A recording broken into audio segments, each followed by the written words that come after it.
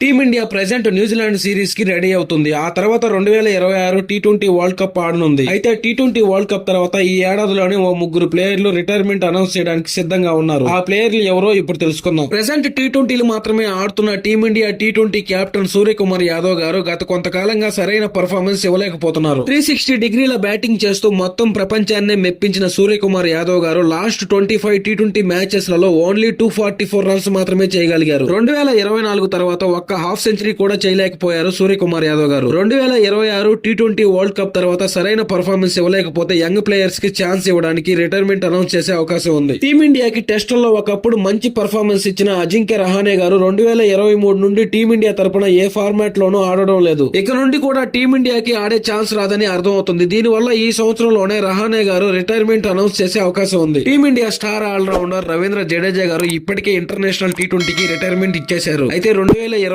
One day world cup కోసం fitness మెరుగుపరుచుకునేందుకు test cricket కూడా ఈ ఏడాదిలోనే రిటైర్మెంట్ ఇచ్చే అవకాశం ఉందని కొన్ని న్యూసెస్ వైరల్ అవుతున్నాయి.